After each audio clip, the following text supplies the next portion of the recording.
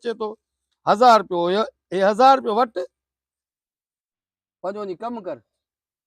सेठ बिल्कुल मुझी मजूरी 3400 बीहे थी, पर हाणे 2400 मां अगले हफ़्ते में तोखां वरिता रोज़न जे लाइ सामान वरितो हुयो।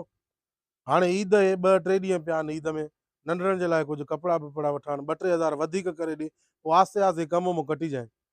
यार अॻे बि तुंहिंजे मथां 15-20 हज़ार रुपयो बीठो आहे, उहो बि करंदा उहो बि नथो लाहे सघे, अञा ॿियो बि घुरे थो। मूंखे ॻाल्हि इहा सम्झ नथी अचे।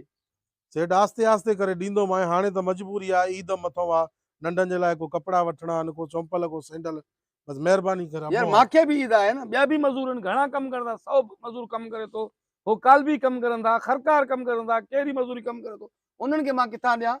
सिर्फ़ु तूं चए थो मूंखे ॾे। यार मां वटि बि गुंजाइश न आहे, महिरबानी कर। ठीकु आहे सेठ।